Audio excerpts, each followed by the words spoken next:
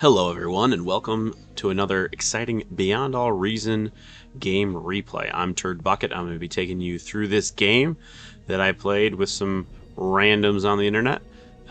It is on All That Smoulders, a new version of Glitters. I have it from one of the guys I play with that the community was very upset that they just called it a new version of Glitters.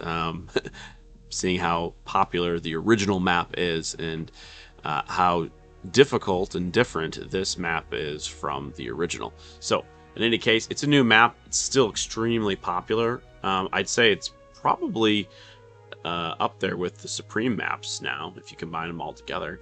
And you can always find a couple of lobbies open for it in the open matches. So, let's go ahead and get started. Battle started. So, I am on the red team. We've got Snowflake in the corner, Steve-O in the air spot. I'm in eco. Tave in the corner. Agnetum in the first frontline spot. Ned and Lick in the middle. And then Coral Enjoyer in the new and improved canyon. Now, the cool thing about the new canyon is that we've got all this elevation. So when the opposing player comes in, they've got to come up this elevation here, and it's extremely difficult to bring units up there if you've got pork. Got some pork up here. It is very difficult because that pork can shoot down, and it's much harder to shoot up and over these little ridges as you're coming up. So it's pretty easy to defend now compared to the original canyon, and it can actually be quite devastating if you can get some long range artillery on these hills here, right? Because first of all, you can build them now with just a normal land con. You don't need air, you don't need a transport to get up on the hill. And now this can shoot down onto these mexes here, down onto these positions, and can really set this front line back pretty far. This was always a place to create that bubble. We talk about it in a lot of the games, right? There would be these opposing bubbles that get popped out by the corner player and the front line players here pressing it forward.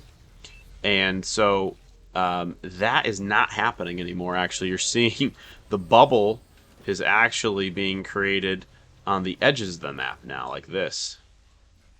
And the front line usually stays pretty solid here. But at any rate, it's definitely a different way of looking at the game now. I should say the map compared to the original Glitters. Okay, so I'm doing my normal eco thing. I don't really want to focus on myself too much here. I do want to focus in on lickmycheese because he played a fantastic game. So I'd like to actually check out his player cam for a little bit here and just see what he's up to. So he is going with the vehicles for Armada here. He's got a construction turret up. He's got metal extractors being built by his con.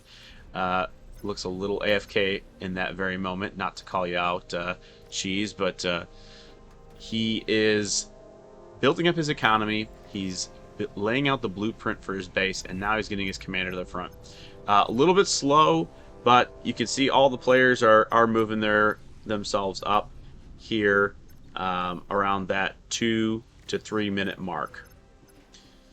So he's sending out his scouts to check out what's going on. They do come into contact. We can see on the mini map up here, they're coming in contact with some pawns. So he does lose those a little bit.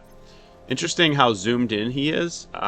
It's a gameplay that I've had to adjust myself because I love to play zoomed in, and I still do from time to time. But I play way more zoomed out these days, and that can actually help yourself and your team because you can see certain things happening. Maybe a comm that has gotten a little too greedy and is being surrounded and about to pop. You can call out for one of your teammates to pull them back. You can notice leaks and call those out early to try to help your team stop them and prevent massive damage early on in the game.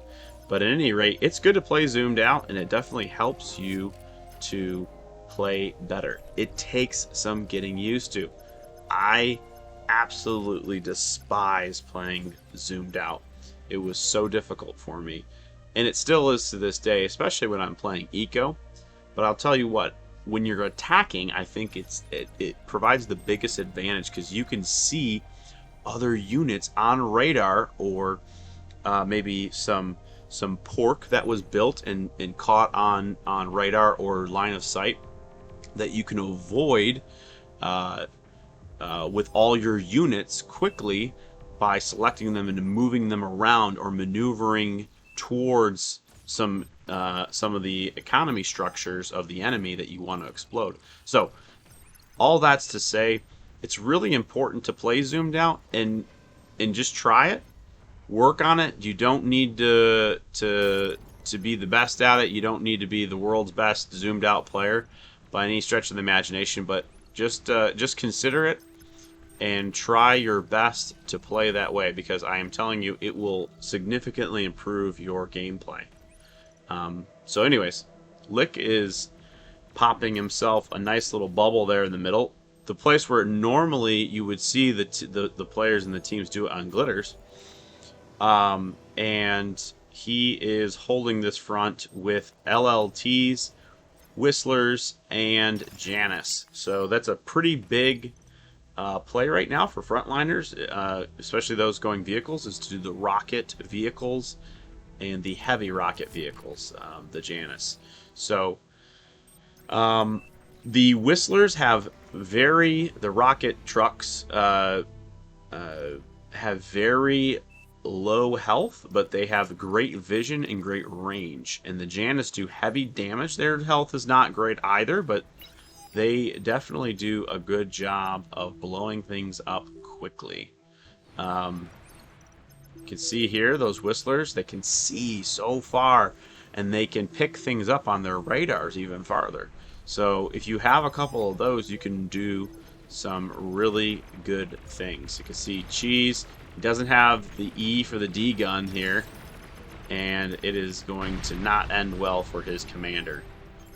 However, as a bit of an aside here, Snowflake is up doing what he's supposed to be doing with him, and he's going to help secure this comm so that we can extract the metal out of it, and then Cheese is going to be able to throw that back into his economy here. Okay, so he's reclaiming that. Snowflake is making sure that the enemy's not able to build LLTs or send in troops to try to reclaim it. And honestly, they're not swarming him very hard, right? Jokester is not pushing. He actually has a ton of troops there. Vincento has a bunch of troops that he could send in as well.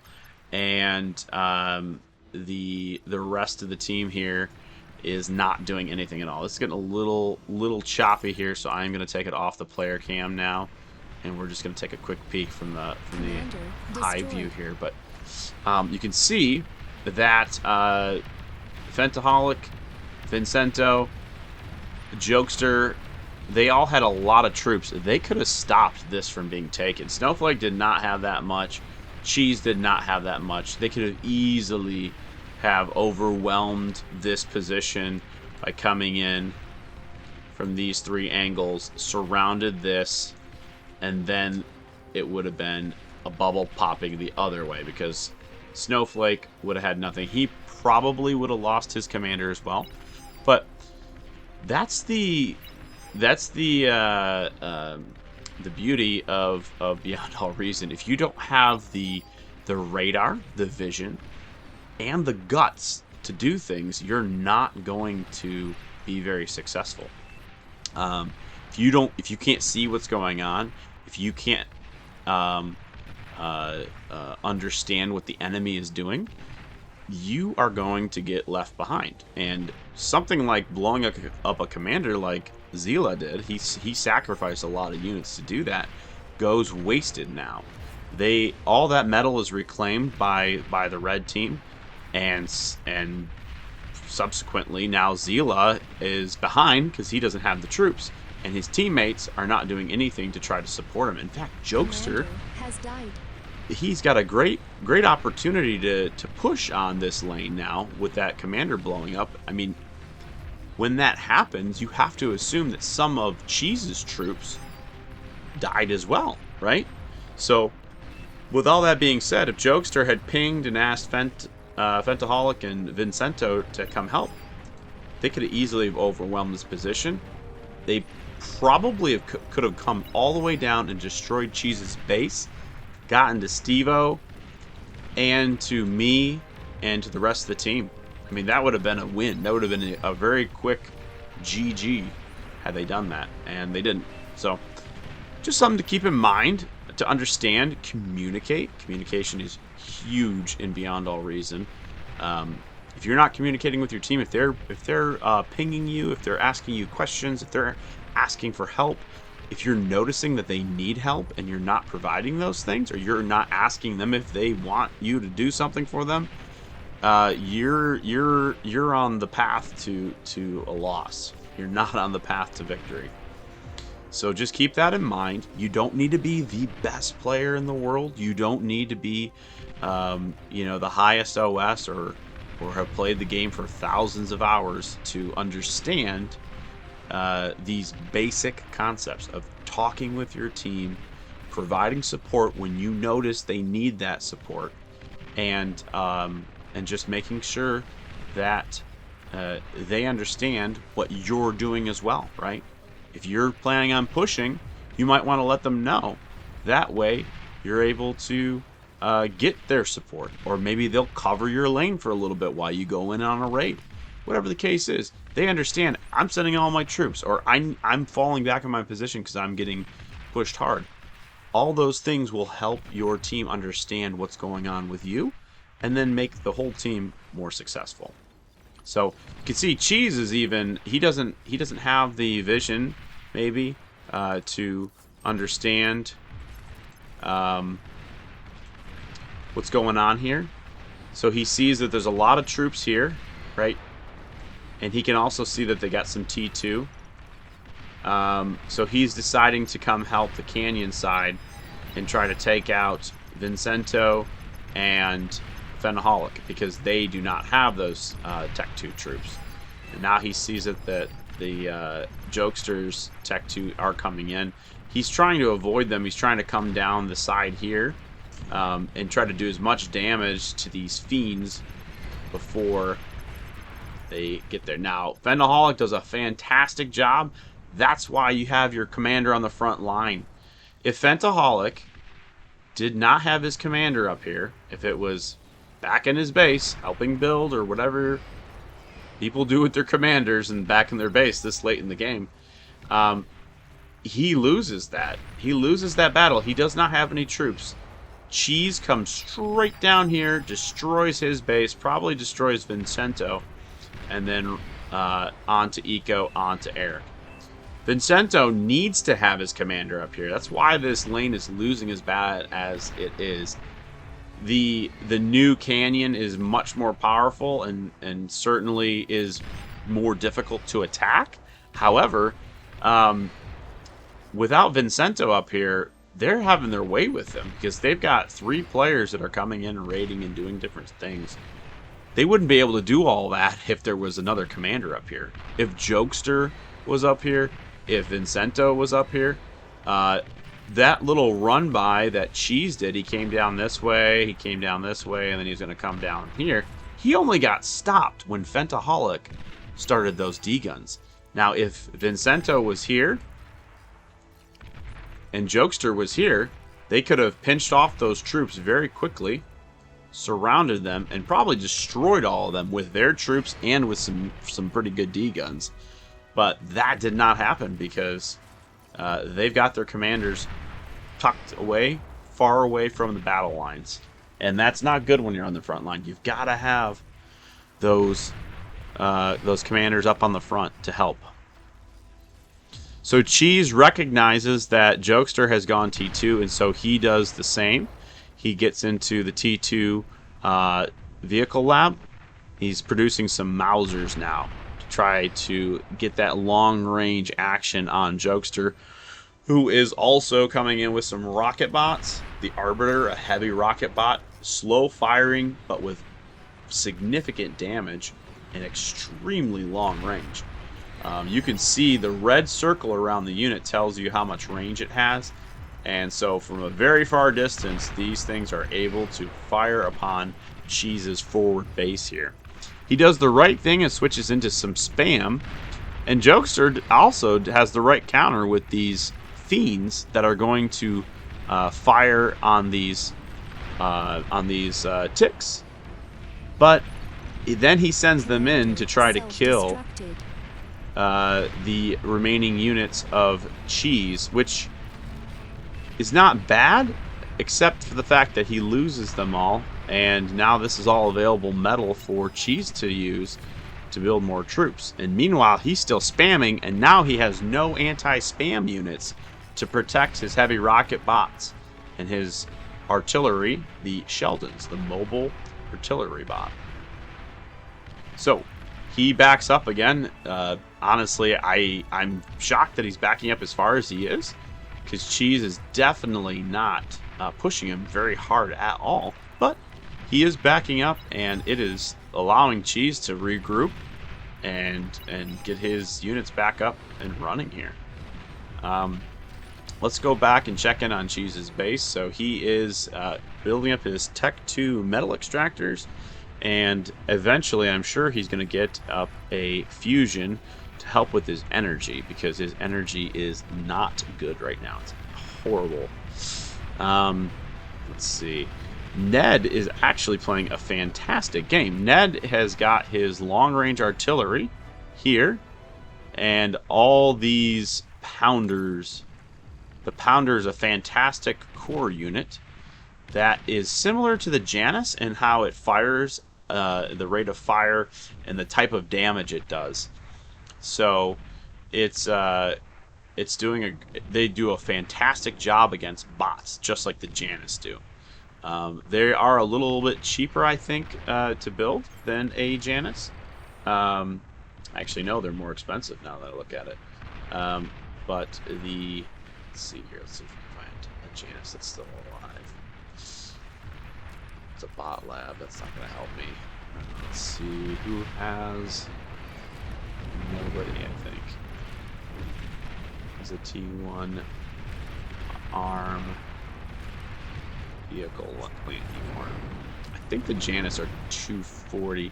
Could be wrong, and honestly, they change it all the time. So, in a few months, the advice I'm giving you on eco here is not going to make any difference, which is why I typically don't like to talk about the strength of units or the cost effectiveness of economy.